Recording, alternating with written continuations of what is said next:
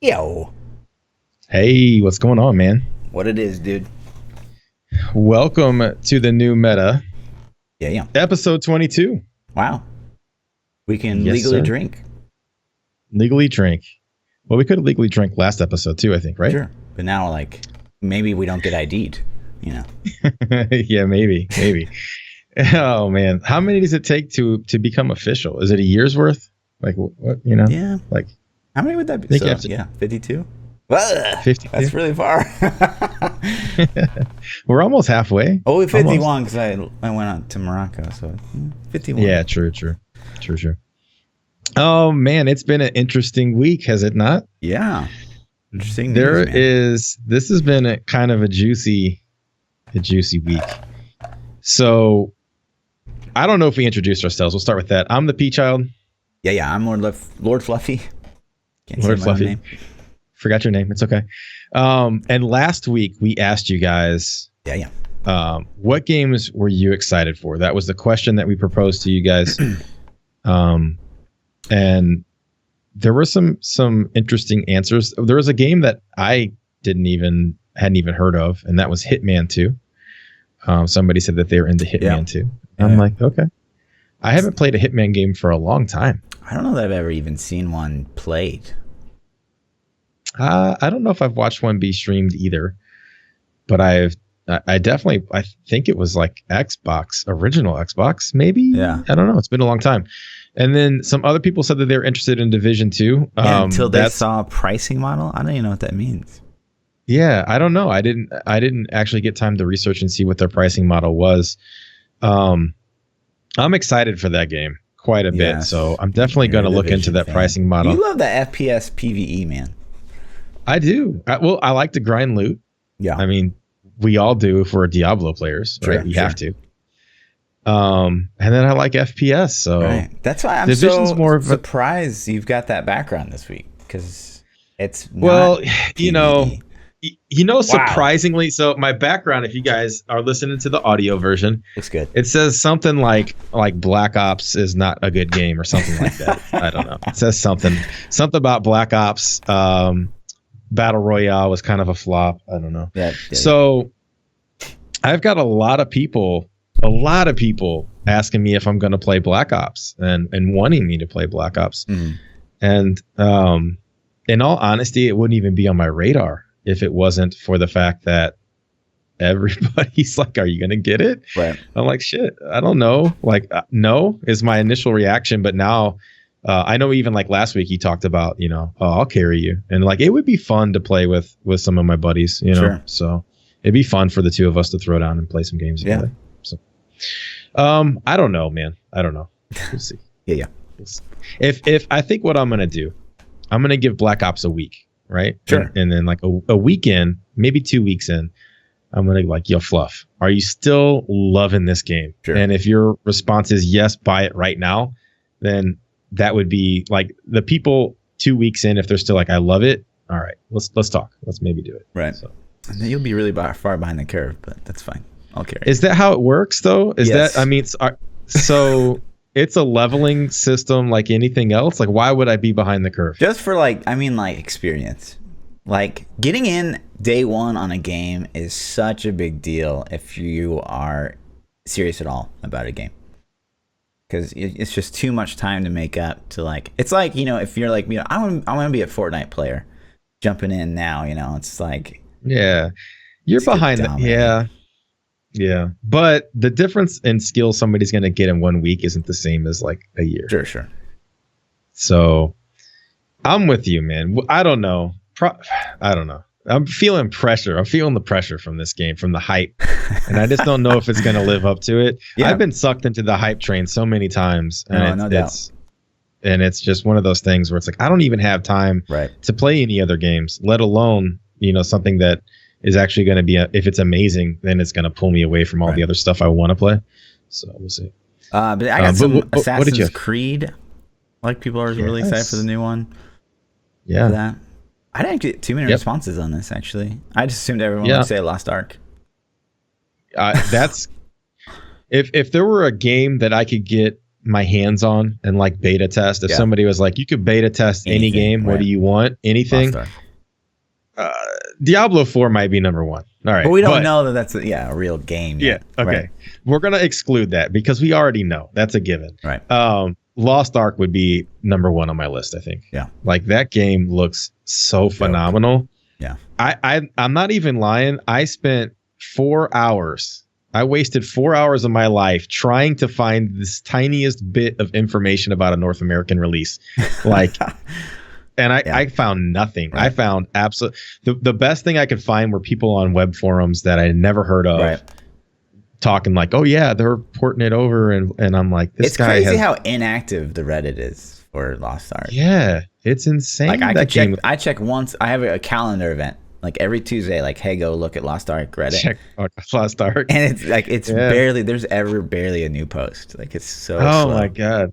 I don't know what it takes. Like, have you ever tried to reach out to those guys? Maybe we should reach out to them. Yeah, I thought that we should maybe have like, if we could get Fever on, like he's kind of like the YouTube guy right now for Lost Ark. I thought it'd be really fascinating to have him on. Maybe we should try to reach out to some people and see if we can get a bite even. Yeah. You know, that'd be really cool. So, but yeah, Lost Ark is definitely up there for me too, man. Super hype. Anyways, super hype. You want to talk about Diablo, that game? I don't think anything's going on with Diablo right now. Nothing happened this week. So let's start with in the beginning. In the beginning, there was this leak that apparently a tweet that happened. Can you pull that up? Bam! There it is. Now, we're going to point some things out. I'm sure a lot of you guys have already seen this because this kind of blew up pretty quick. Right. Can you count the number of cups that are on this picture for us? I can't. Diablo cups. Which is so funny because at first glance, everyone's like, D4 confirmed. And it's like, at first you laugh because it's like, that's so ridiculous. It's just a picture of cups. But then you're like, why 4 cups? Like, it's you only need front and back, right? It's like, it's so convenient. So if you guys are listening to the audio version, there are 4 cups. There are 4 Diablo cups. And it's hard to tell. It looks like they're duplicates. I can't see. I don't have it blown up on my monitor. Yeah, they're all the same cup. They're the same cup. So it's like you don't need 4 of the same cup. Front and back. You know? On top of that, there are other things that people have deciphered from this. But the biggest standout to me, obviously, was the 4 cups. Right. So ridiculous. I have to think, man, that's a message in itself. And then we have this Diablo figure again. Does he have the horn in his head right there? Yeah, he's got the crystal. He's got the crystal? Yeah. Okay. That's weird. That little mini statue they're giving us doesn't have the crystal. Yeah. Makes me wonder if that was just a artistic D2 remastered Vivet or something. Maybe. And then, it goes to the main stage relevancy. So if you take this Diablo leak and then you start thinking about the main stage ceremony relevancy in past BlizzCons, like go ahead, Sure. So if you guys don't know, having a place right after the opening ceremony isn't just like it's this could mean something. Like this does mean something because you literally go back to every year they've had a BlizzCon. 2011, WoW Mists and Pandaria was revealed in the WoW stage, main stage, after the opening ceremony. Like no BlizzCon 2012. Fast forward 2013, Diablo Reaper of Souls revealed, opening ceremony, had the panel right after. Overwatch 2014, Legion 2015, Hearthstone had Gadgetzan, revealed.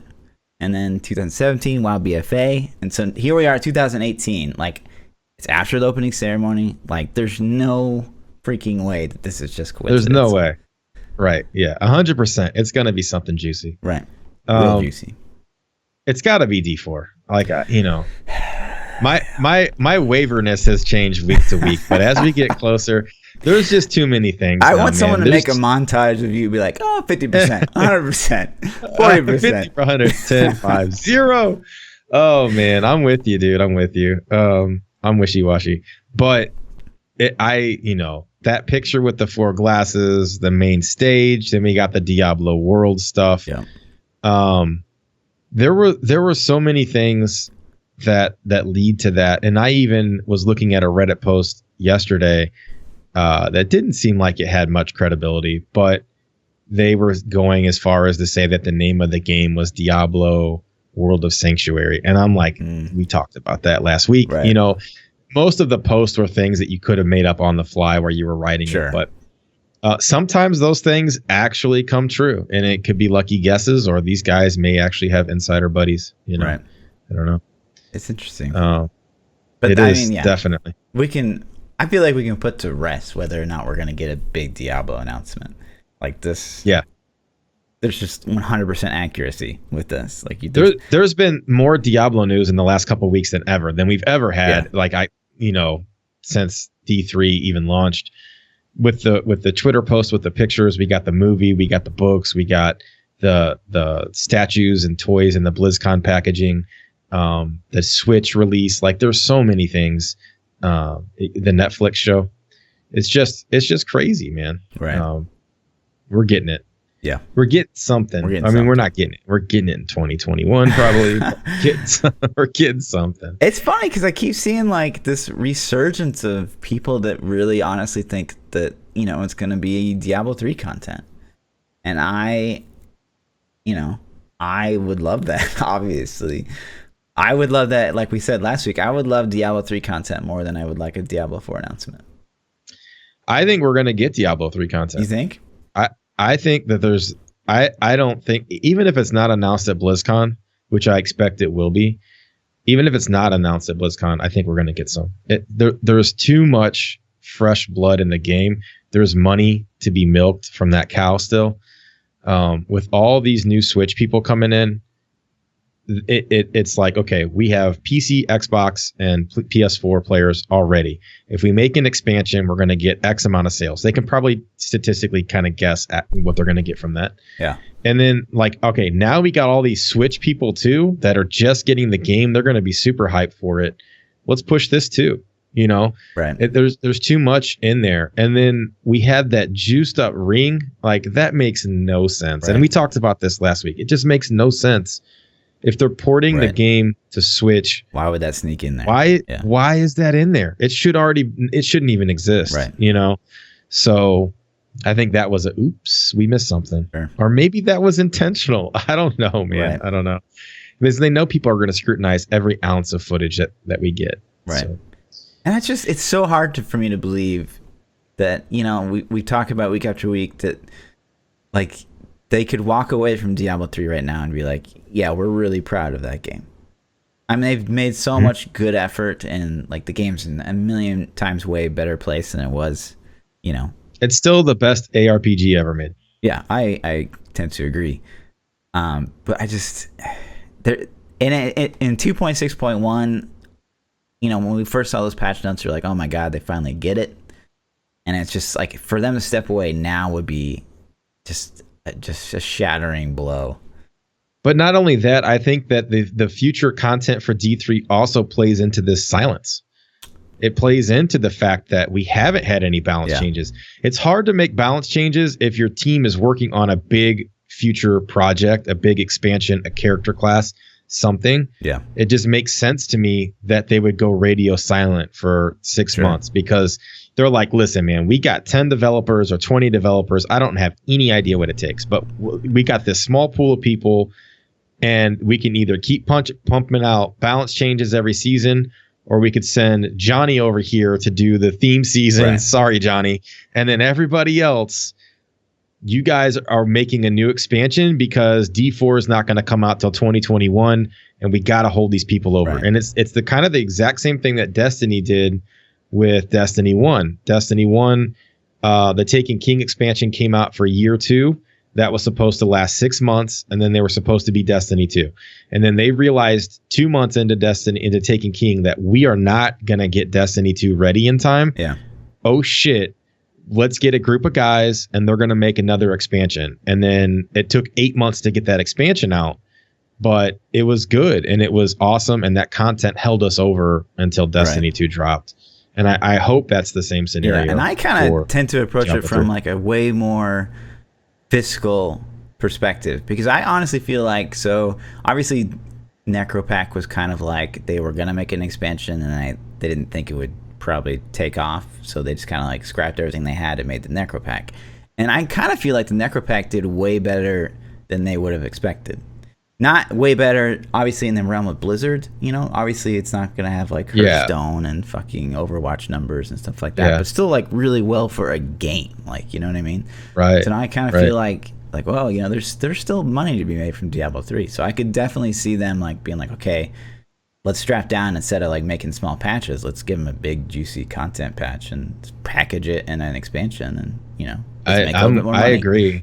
I think it would explain the radio silence quite a bit, and I think it would go a very long way for the community's, I don't want to say forgiveness, but I don't know of a better word, forgiveness for the lack of transparency and the silence. Yeah. Like the radio silence has the community angry. Yeah, no doubt. I mean, not only are we angry, but people are cannibalizing themselves within the community because they're like, a new player that just got the game, oh, you don't know how to do rats, and then they just trash him. And it's like, well, no, he doesn't. He hasn't had this content for 9 months like us. Or people that come in the stream and like, is this game worth getting? And then people are like, Diablo's dead. It's like, dude, you're so in a Diablo stream. Right. It's still fun, you know. But yeah, so, and I think that, you know, you're always going to have those guys anyways, but I think it'll go a long way to like people. I know me personally, if they say, okay, we got this expansion and the content looks nice and impressive, and I'm like, oh my God, I can't wait. I'm going to be like, you know what? That was cool that you left us hanging for 9 months. Actually, it's not cool, but I get it. And I'm like, all right, I forgive you. The wait. Right. I forgive you. You know what I mean? Yeah. Let's tear up this new content. I'm happy again. Yeah. You know, sure. But I really hope that the Switch is enough. I think the problem might be is if they're holding out. They're like, okay, let's get this Switch out. Let's get it on 2.6.1. Everybody's on the same patch, right? Yeah. Everybody's on the same thing, the same release. Now we can push this new content. But if they're like, well, let's see how good the sales do first. And then if Switch sells 2 million units or 5 million units, then we'll work on an expansion for it. If not, then fuck it. I'd be floored if they sold 1 million. You don't think they're gonna? I don't know. I have no idea. Like, how many Switch units have even been sold? I have no idea. I don't either. That's man. Would I love to have their analytics? Like, I would love to know how many Necropacks they sold. Yeah, you know, I'd love to know how many Necropacks I sold. Right. I mean, I can't even tell you how many copies of Diablo I've. It's almost a daily thing where you get somebody saying, "Hey, should I buy this game?" And I'm like, well, is it still on sale? It's on sale. Go buy it. Hell yeah, get it right now. Even it's on sale. It's not on sale. I'd pay $60 for this game all over again. Easy. The value that you get per dollar is bar none. Yeah, bar none. Unparalleled. We've talked about how much enjoyment you've gotten. Yeah. Dude, I went to see Venom over the weekend. Spoilers. It cost me $30 for concessions, and that was 2 nachos and 2 sodas, and that was $30. Mm-hmm. And then the tickets themselves were like $33 for something ridiculous. What I got, yeah. So it's like $33 and $30. So it cost me $62 to go see an hour and a half to a 2-hour movie. Right. Diablo 3 is $60, and I've got 4, 5, 6, 7,000 hours. You know what I mean? Right. Like, I don't even know. So if you look at it from that perspective, man, you're kind of like, you know what? Yeah, this is a good investment. Yeah, no doubt. Forbes has the article on D4. Forbes had like I don't understand. First, before we dive into Forbes, why is Forbes all of a sudden like very involved in the gaming community?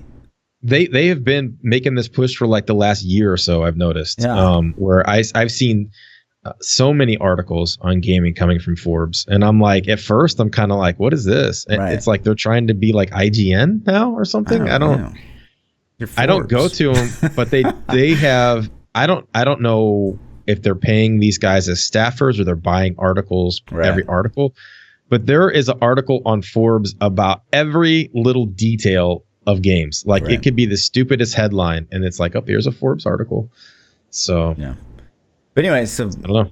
Forbes came out with another article that stipulates BlizzCon's schedule definitely seems like Diablo 4 is coming.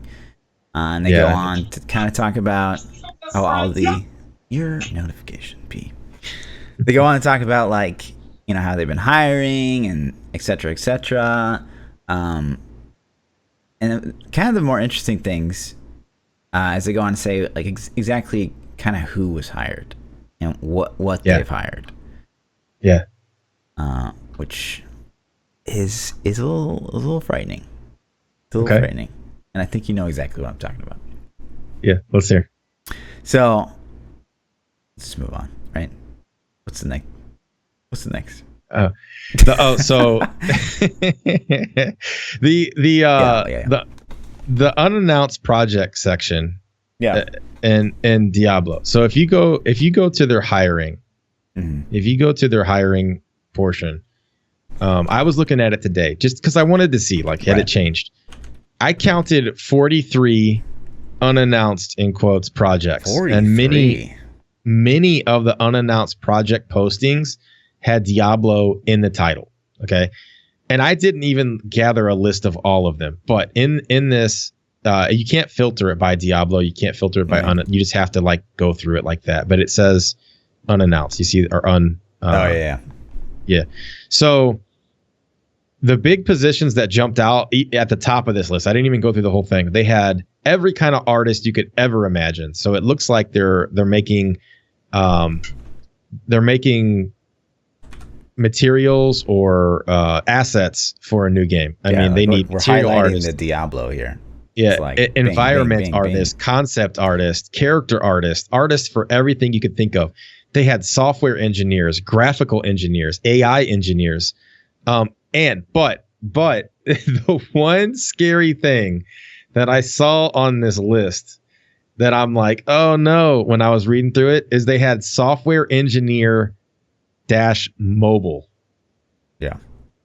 Yeah. It didn't say Diablo in that title, but we all kind of know. Right. And that's kind of what Blizzard, the Forbes article highlights is that they say, you know, there's Blizzard success in mobile games, and they think if you give us a main stage mobile game announcement, I promise, I don't know what I promise, but don't fucking do it. That's all I'm saying. Right. That's all I'm saying. Don't do it.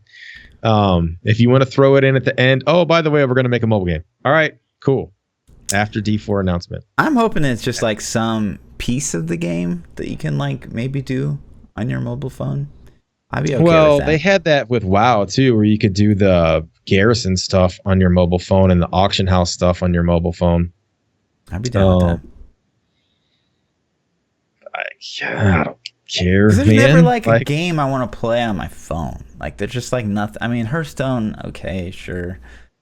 There can't be any kind of action game on your phone. The interface doesn't work. I'm not saying like the game, hardware buttons. There's this thing of the game that you can do on your phone that's like, so if you can say you've got your phone with you and there's some aspect of the game that's not like playing the game, but it's like something you need to do, like say the auction house, for example, and you can do it without like being at your computer. Then you're going to feel pressured into doing that all the time. I don't know.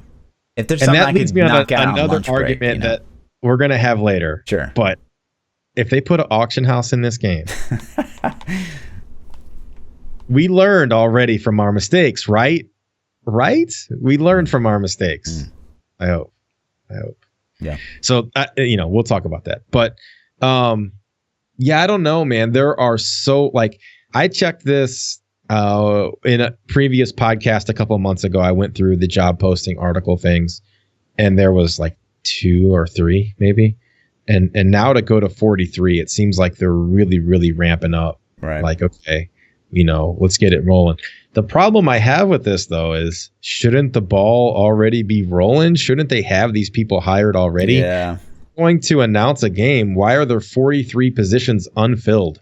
43 positions seems like a crap load of people that are not hired. That's concerning. Unless these are, I mean, I don't know. And some of these jobs were, senior level jobs, it looked like. So, But they're always looking for senior level because they can't seem to keep senior level people. I don't know. So that's kind of the big thing that I found on the Diablo announcement section of it. And then that kind of ties into another thing where we had Blizzard co-founder and president Mike Morhaime. I'm not sure if I'm saying that properly. He stepped down, which stepping down in a position like that probably means he was forced out. Yeah, I would think. But this guy, from what I understand, was one of there were 3 of the 5 founding Blizzard employees or guys, presidents, still there. So this was like one of the 5. So I think they're down to 2 now. I think there's only 2 original. You can't not recognize like that face. Like I don't know all the devs, but like I clearly know like that guy works at Blizz. He is. Right. Yeah. If I saw that guy, I'm like, oh, I know him. Yeah. I don't know. I may not put a name to it, but I'm like, I know that guy. Right. And so he stepped down, and it's not like I know him or know what he did in the company or any of that, but it's kind of like, it's weird timing. You got BlizzCon coming up, and then you got one of the president CEOs stepping down. Yeah. I don't know, man. Interesting. It's interesting. Kind of random. Yep. But maybe not so random. Not quite. Because I love this next part, dude. I don't even I kind of feel bad even talking about this for a little bit. All right. So David Brevik, we all know who he is. We talked about him prior to. Yeah, okay. So he's a legend. I'm going to let you play this clip and let's just listen to this real quick. If they can hear it. Turn it way up. Please turn it way up. Just be quiet for a second. Yeah. Here we go. 3 years from now, I don't think we'll be even Blizzard today. It's going to be Activision. Yeah, of course. Activision is taking over. Activision is winning at this slow game. Activision is exiling all of the Blizzard executives. Well, we can just stop it at that. Okay. So recap really quick, just in case somebody couldn't hear it. Sure. So, from what it seems, David Brevik has had some drinks. He's had a couple drinks. And he's insinuating that Activision's kind of forcing out kind of the OG Blizzard people. Yeah, man. That's a big accusation. But and so it ties into what we literally just said. Man. Yeah. So I actually found the video of this stream. Okay. Yeah. I did a little research, and I found the entire 4-hour stream, and I listened to this 4-hour stream at work today. Oh, nice.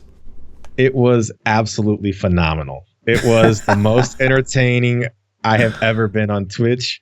I was glued to this stream. Once this section started, once he just started going, the reason I feel bad talking about it a little bit is because he had a couple drinks and he continued to drink a little bit. Yeah.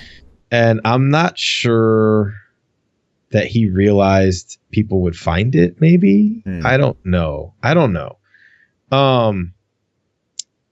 But it was interesting, man. And he had some points of view that were, basically he was just saying that Activision is controlling Blizzard. And then he goes on to even talk about how Fortnite is kicking everybody's ass so bad that people are freaking out. Yeah. And that if you're not number one, you're trying to get number one, but people don't even know what they can do.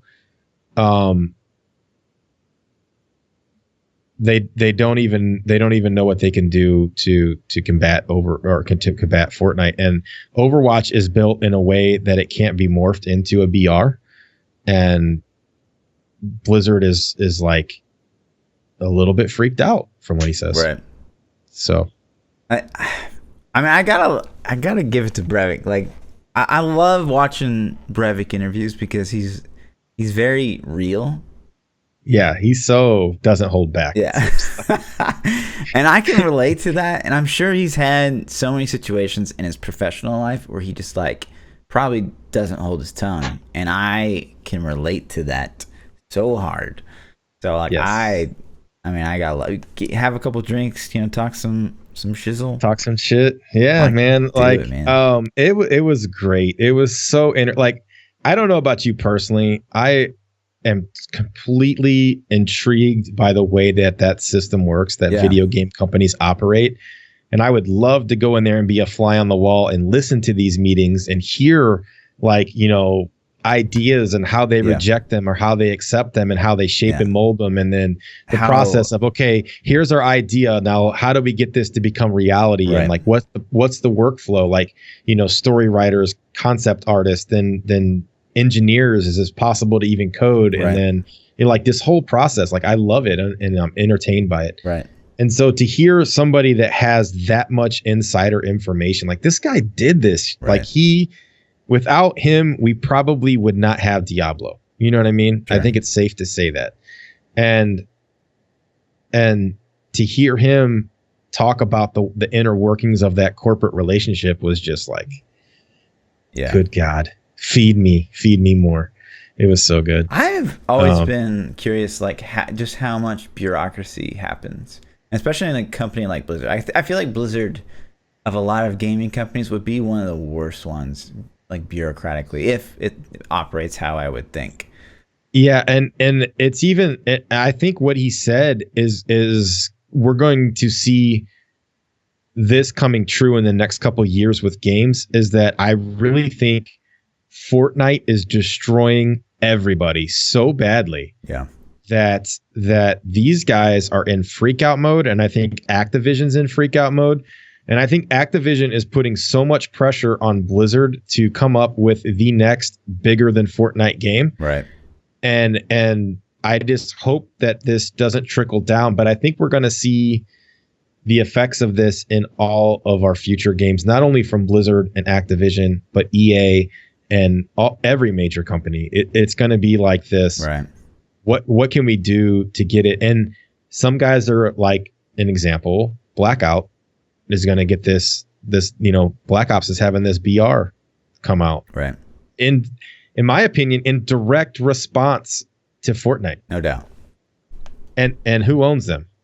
Activision. Right. So since Activision owns them, like, did we break camera again? No, we're good. Just the buttons are showing up. I'm not worried. Continue. Sorry. So Activision owns them, and I think Activision probably put pressure on them to make this BR. And Activision owns Blizzard, and Brevik talked about how Overwatch can't be morphed into a BR. They can't. The way they design the game, it just won't do it. It wouldn't work. It'd be a shit show. It won't work. So they're like they're. I don't know if they're going to get in the BR scene, but they got to do something. Like there's pressure to do something. Do you think Blizzard would go into the BR scene? Because I kind of feel like COD's covering that base, and they're under the same umbrella. I don't know, man. I don't know. Like I don't think Activision cares. I think they're like, we need money. We need this money. They're making $400 million a month. Yeah. Like, give me some pie. You know what I mean? Yeah. I'm hungry over here. So I don't think they care. But I definitely think that if greed has always been the biggest motivator. Sure. Let's be real.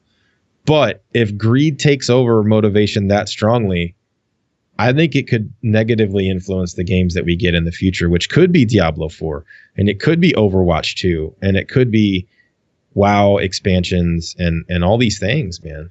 So And it sucks too, because I'm in that world, not like in the gaming world, but definitely in like this, the software development field. And there's so many times in my career where like things have been a passion project, and the development team is very focused on like putting out the best possible thing.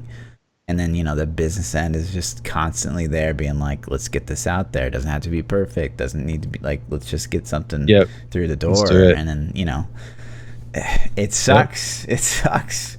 So I can only imagine the gaming world is probably like even 1,000 times worse. Like, yeah, because it's all money based. So I don't know, man. I know it would be amazing to get some insider info on some of these meetings that they have, and I think even Destiny suffered from that. Like Activision owns Bungie, which is Destiny. They own Blizzard, which is, we all know what all the Blizzard games are. Sure. And then they have, they own Blackout, and do they own Call of Duty too? They own Call of Duty, period. So they own Treyarch, they own Sledgehammer. They own everything, man. It seems like they own everything but EA. Yeah. But the funny thing is Blizzard, from what David was saying, is Blizzard actually bought Activision, not Activision buying Blizzard. What? And this is what he said. I swear, direct quote. He said that Blizzard bought Activision, and then Blizzard didn't want to have to deal with the bureaucracy. So some guy that Activision had just let go, they reinstated him as lead, and Activision became the parent company, but that Blizzard actually bought Activision. What? Huh. That's what he said. Like it's weird, man. Yeah. That there was so much info in that little couple hours that he was talking, and I was just like getting my mind blown. I'm like, oh, this is so cool. Yeah. I'm like, and the bad part, I'm like, keep drinking, dude. Right. Yeah. Keep drinking. I don't know his wife's name. I'm like, get him another beer. So it kind of seems like the expression on his wife's face, kind of like, hey, dude. At times, yeah, she was like, maybe not tonight. Should go in the other room. Yeah. That's cool. Oh man, I don't know. He seems like a cool guy. Yeah. So maybe someday time that he's done on here. A talk about Diablo, and even if it's for like 4 hours long, it's always like still fascinating to me. Like just every little aspect about like how Diablo came to be, and like the coincidences that happened that made the game that we all like love, and it's just like it's so crazy. Yeah. Yeah, it was pretty cool, man. I'm a sucker for that stuff. So that was juicy. That's juicy info to me. And then with all this other stuff that's coming up, it's like the timing was impeccable for that to go down. And I'm so excited for BlizzCon. I don't know about you. Are you ramping up for BlizzCon? Honestly, it still feels like really far away. And I'm so tunnel visioned on Blackout coming out this Friday. So I'm just like, maybe after that happens, then you'll get ready. Yeah, I'm starting to get a little hyped up about it, man. I'm starting to feel it.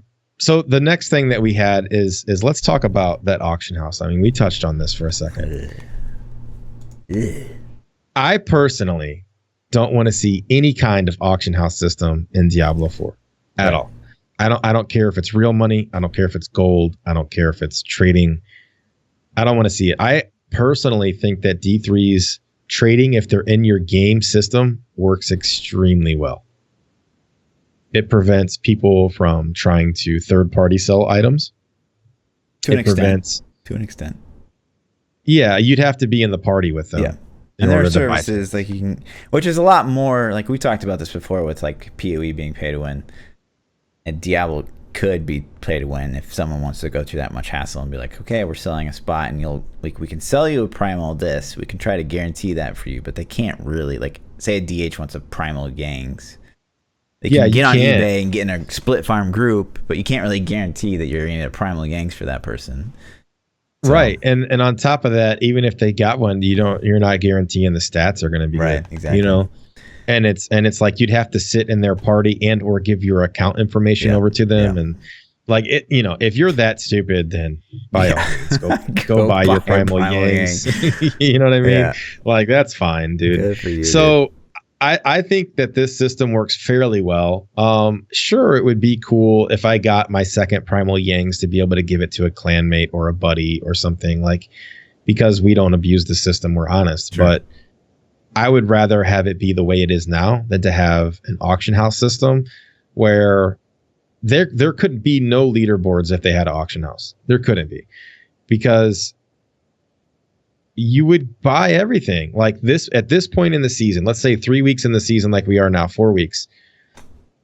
If it was real money, there would be real money involved. If an auction house existed, I could go on a third-party site and say, hey, sell me this primal, every single piece of gear, a full primal set of gear, and $400. Okay, now I'm top leaderboard, right? Or I have way more potential or advantage than other people, kind of like PvE. So what are your thoughts, man?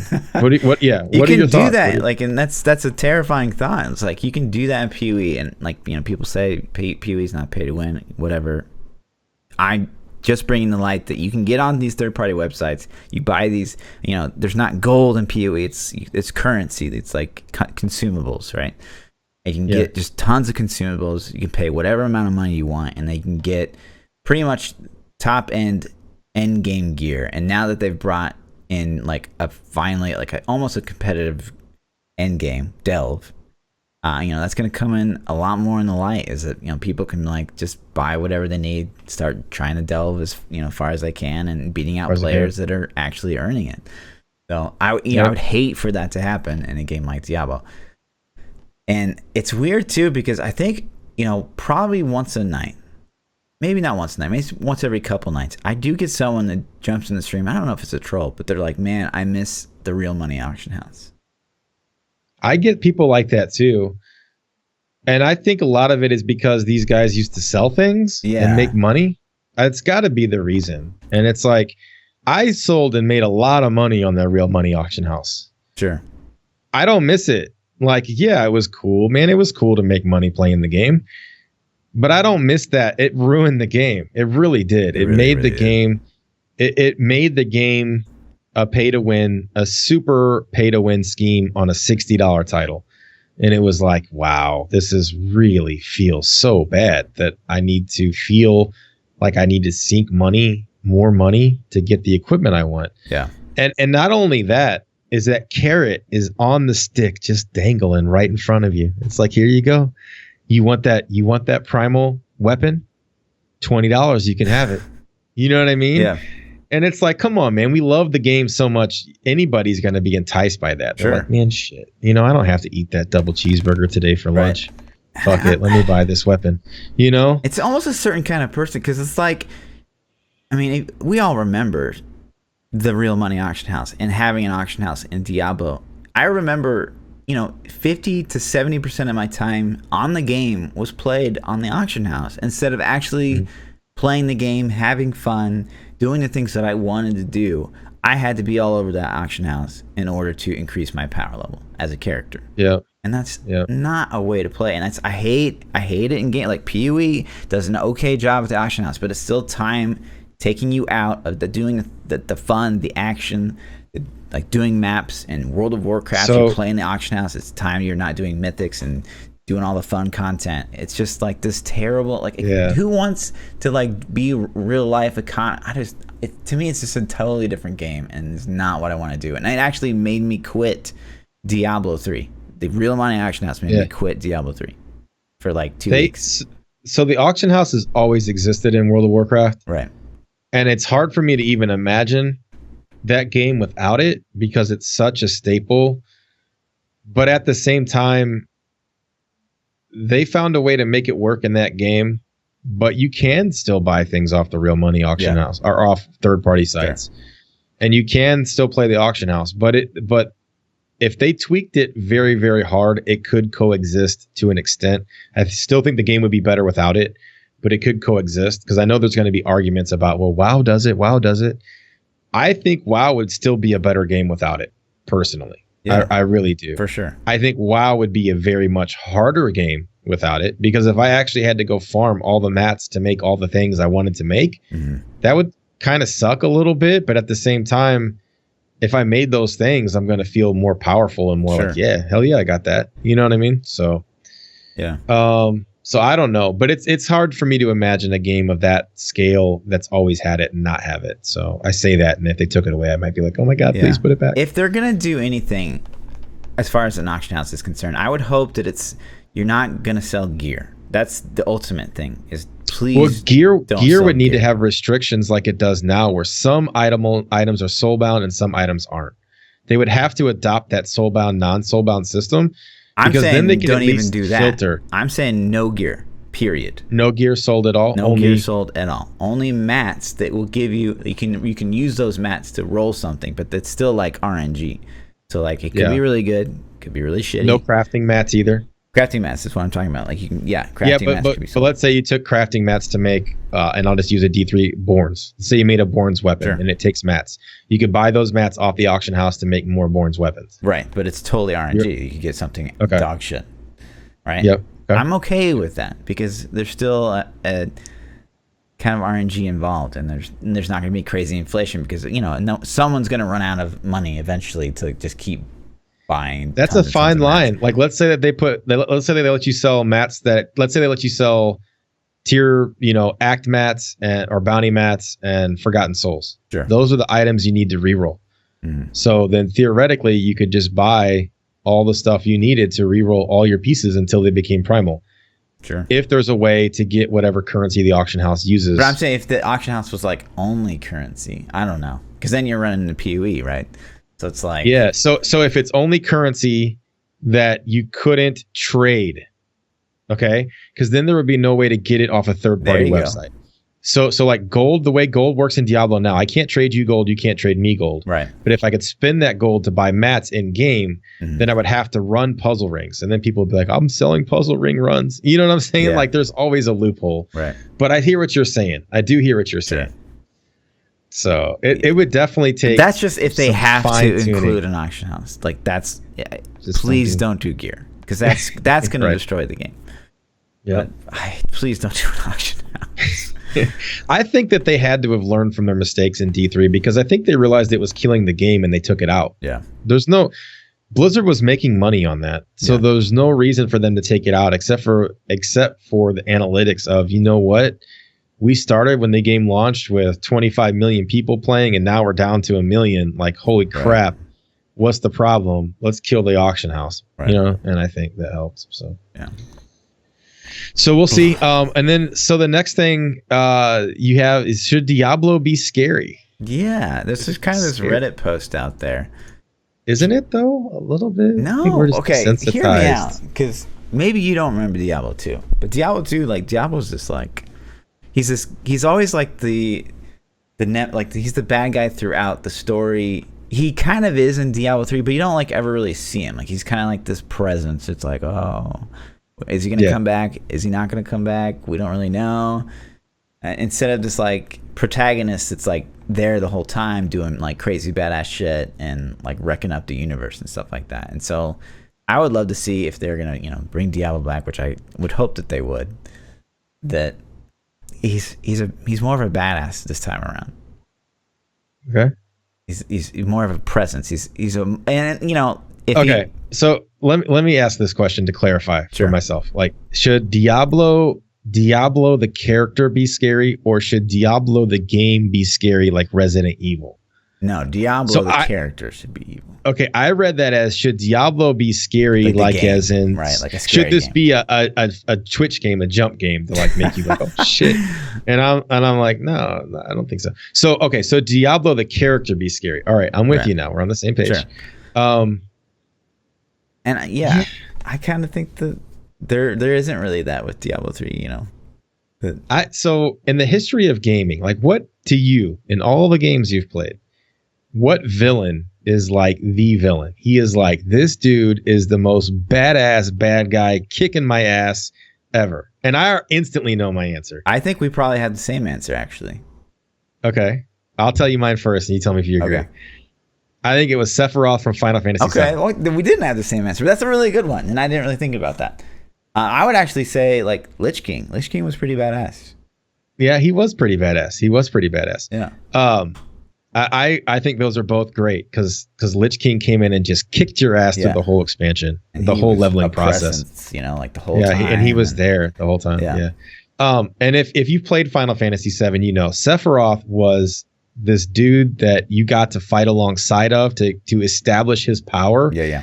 You got to just see him decimate things that you were like, oh my God, like you couldn't even have touched, right? And he one-shots them. Right. So like they did such a great job of establishing his raw power. Yeah. And then he just kicks your ass for like 40 hours straight. And it was, in my opinion, he is the pinnacle and will always be the bad guy. No, that's a good one.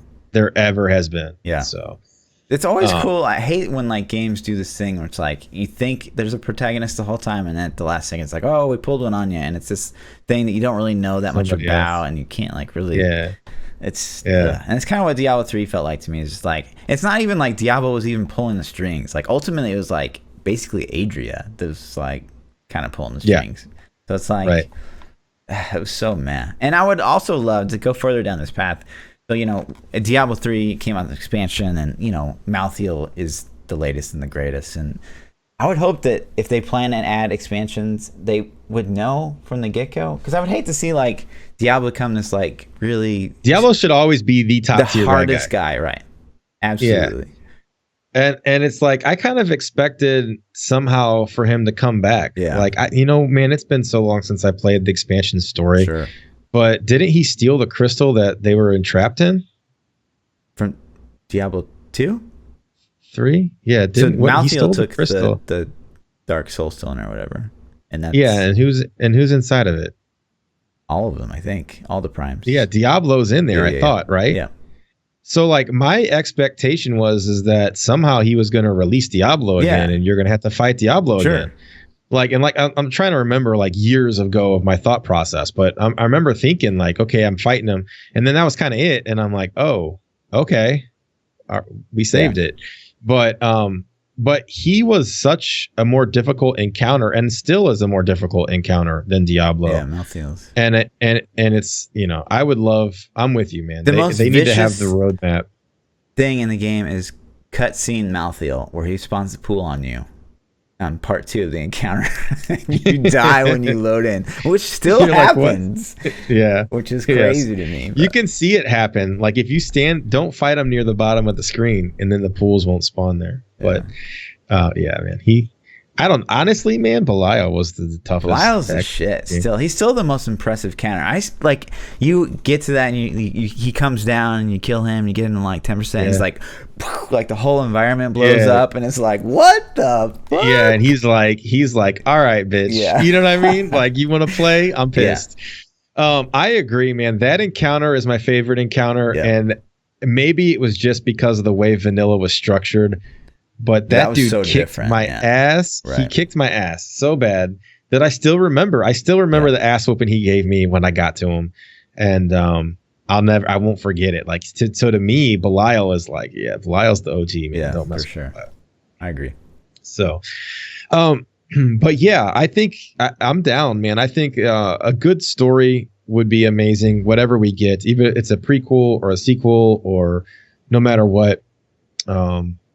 Diablo needs to be the end guy, and he needs to kick our ass the whole time and like just crush us. Yeah, for sure. And then, let's switch gears because we're getting low on time. Sure. We got this Blackout release coming Friday. Well, actually, we talked about it. So technically, is it Thursday at midnight?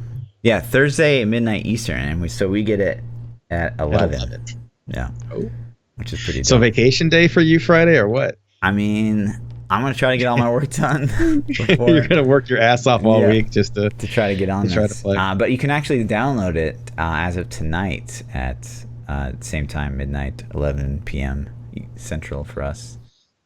Cool. So you hooking me up with the copy? You got connections? Nope. No connections whatsoever. Nope. Man. But yeah, man, I don't know what it is. It's just me being like, I'm just itching for that adrenaline from an FPS or what it is. Yeah. It's been such a long time since a good FPS has come out. I'm just like dying. Are you going to go straight to multiplayer or are you going to play the campaign? Is there a campaign? No, there's no campaign, which is awesome. We talk about this to the ends of earth. It's such a good design decision. It's so smart.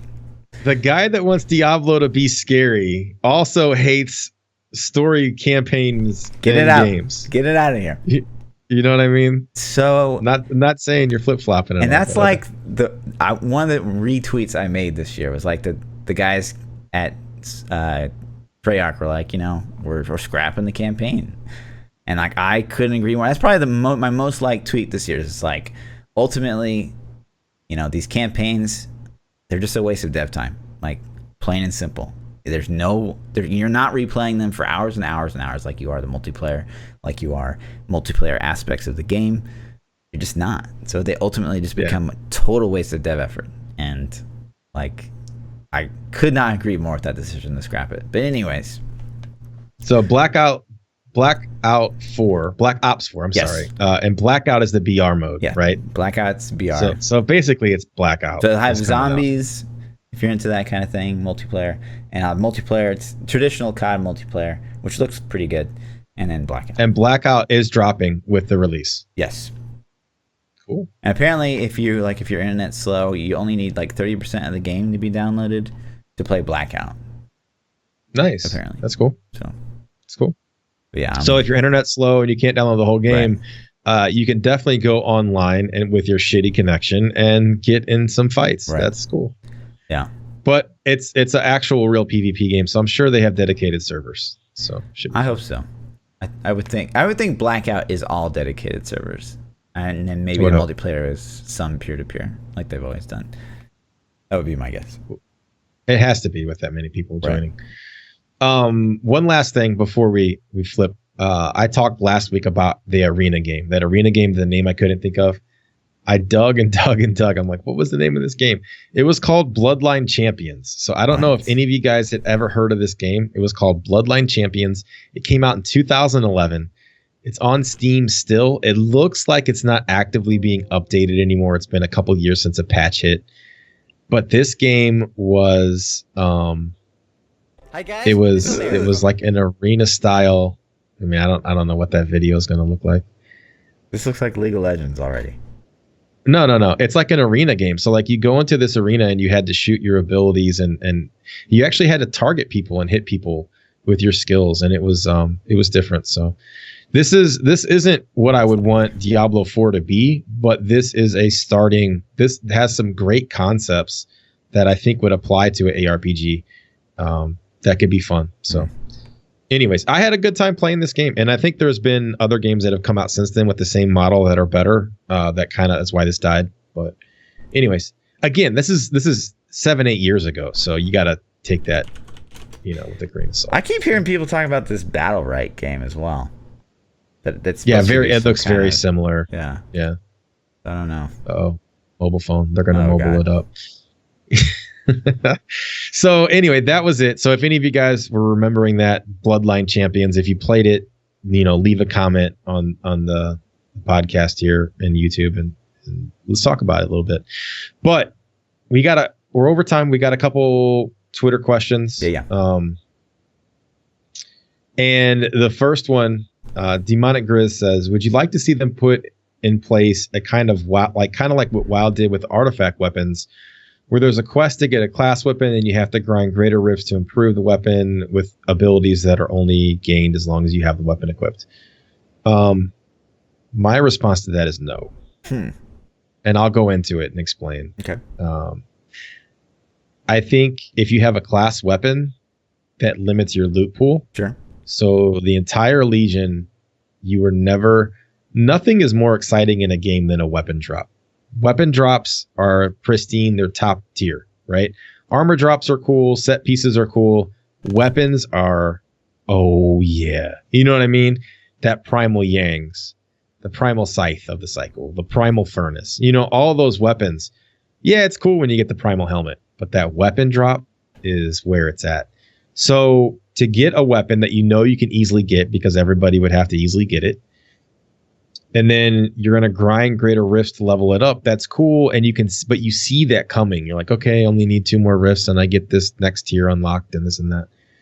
Not as exciting. It doesn't have that same flavor to it.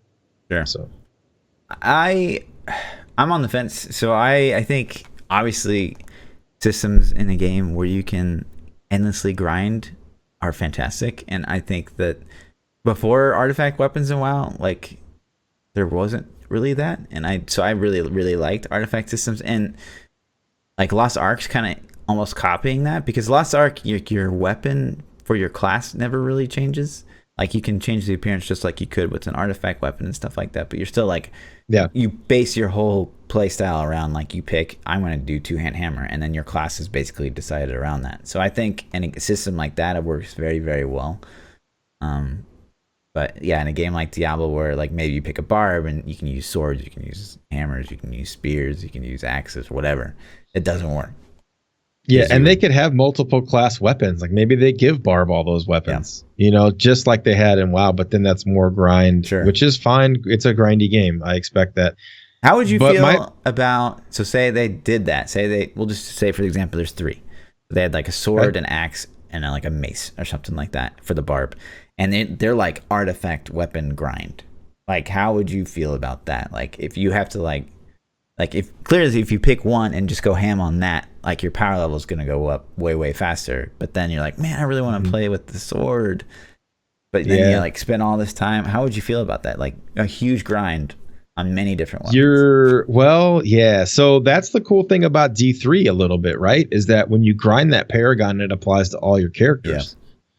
And if it didn't, like we could kind of take Paragon and apply that to class only. The class that you're, the character only that you're playing. Right. That would suck. That's going to pigeonhole you into that character pretty darn hard. Right. You know? Would I like it? Yes and no, man. Yeah. I love the grind. That's why we play, is for the grind. Sure. Right. But at the same time, I also like to have a lot of girlfriends. You know what I mean? I'm like, hey, Barb. Hey, Monk. Hey, Witch Doctor. Hey, team. You know, so I like to try them all out. I don't know, man. I'm going to say maybe if they could apply it as a weapon system for the class and then it applies to all the other weapons. But that seems weak. I don't know. Yeah. It's tough. I don't know. It's tough. That's tough. Yeah. Either way, I think I would personally be okay with it because I'm going to play the game way too much. Yeah. So I'll be fine. Yeah. The casuals out there would probably not like that system. The hardcores out there would love the system. Yeah. And I would probably tend to fall more towards the hardcore. So sure. I'd probably like it. Yeah. Good question. Yeah. I like it. And then this is one that I liked a lot. Darren said, would you like to have customizable clan wings in D3? And the follow up, what if you could make ThaPChild wings and fluffy wings? What would they look like? Oh, goddamn. Well, fluffy wings would be pink for sure. Furry. Yeah, they'd have to be pink for sure. ThaPChild wings, I don't know, man. They'd be red, bacon. I'm sure. Bacon wings. Just man, strips of bacon coming out from both sides of your character. Right, just two big strips. Yep. Oh man, 4 strips. You could make like little triangles. There you go. Edges, smart. You know. Yeah. So I think customization is a good thing. I think it would be cool. The banner system in Diablo was really cool at first. And I remember the first time I saw somebody throw their banner down and I'm like, how the hell did he do that? You know, it was like first day or so. I'm like, how did he throw his banner down? And then, I'm like typing in party, like, yo, how did you do that? He's like, G key. And I'm like, oh shit. So I'm like throwing my banner down all the time just because I thought it was cool, not because I was trying to be like, hey, come here and fight. Sure.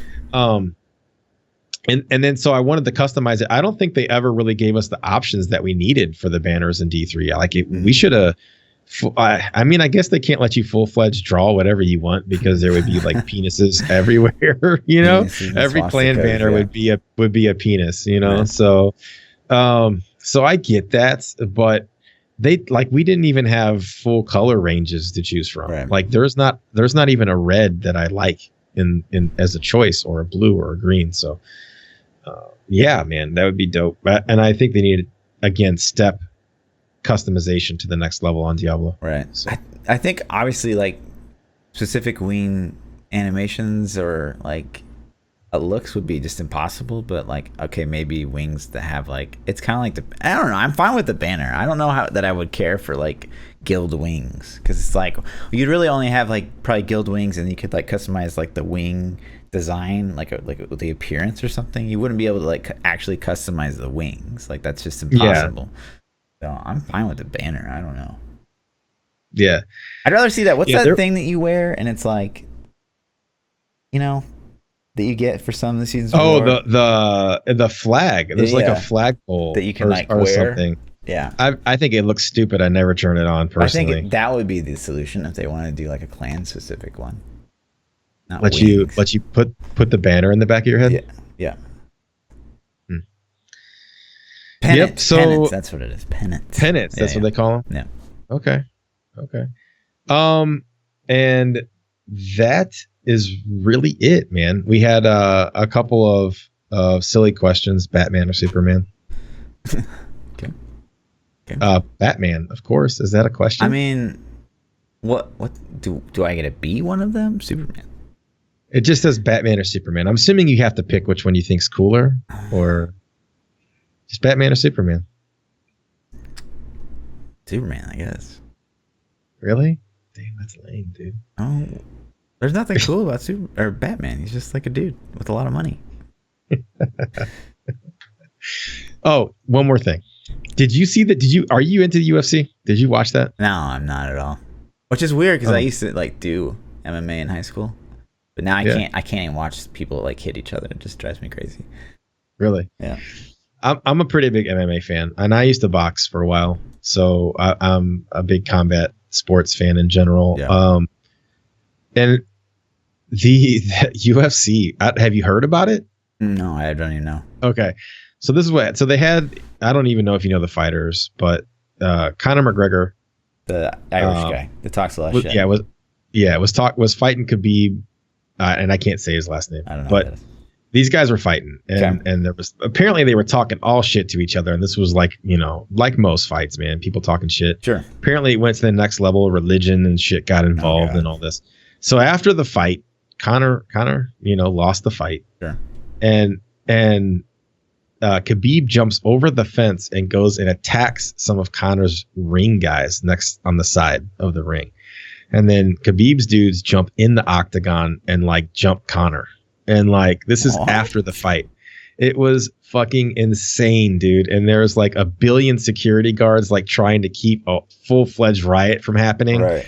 And it was absolutely ridiculous. And damn. The reason I bring it up is because I don't like going to sporting events because of shit like that.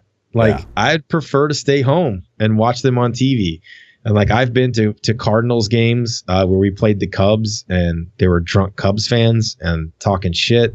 And then the Cardinal fans started talking shit. And then it was just like, these guys are about to throw down. Sure. And fuck this, So it was. Yeah, I get that. It's kind of like esports, like, it's the scare that this esports stuff has brought on. It's like, well, I could just watch people play Call of Duty from home, or I could go to the event and like, maybe something bad happens. It's almost right. like BlizzCon, for example. Like, man. We're gonna go to BlizzCon, and something could happen, and we're better off getting a virtual pass. Like, don't say that. What are you doing? Yeah. Great. Now we freaked out the whole time. Yeah.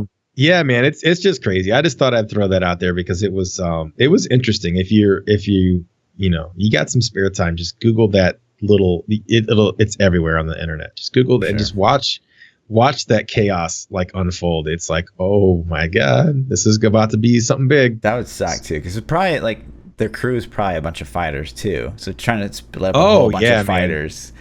Yeah, it was all trained assassins, man. These guys could all destroy people, So, and then you got like these fat, off-duty cops trying to break it up, and it's like any one of these dudes would kick 3 of your asses at the same time, What a mess. Yeah, it was cool though.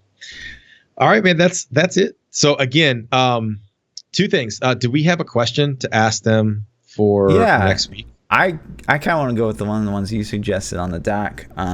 If Diablo 3, we'll make a straw poll actually right now. Right effing now. Okay. Doing it right now. Diablo 3 subscription fee for content. Yep. For content. Yeah, so let me talk about this while you make the poll. Yeah. Okay. So what I had suggested talking about is, would you be okay with Diablo 3 if they were going to monetize the game in some facet? And I think what we're going to refer to as like a pricing model similar to World of Warcraft, where you had a monthly fee or a subscription fee associated with playing the game online that would cover additional content in the future. So I think we all agree World of Warcraft gets consistent updates all the time. Would you be willing to pay would you be willing to pay money for that, to get constant updates that are significant? And B, how much would you be willing to pay for that content is also what I want to know. So there's a straw poll. You guys can vote your hearts out.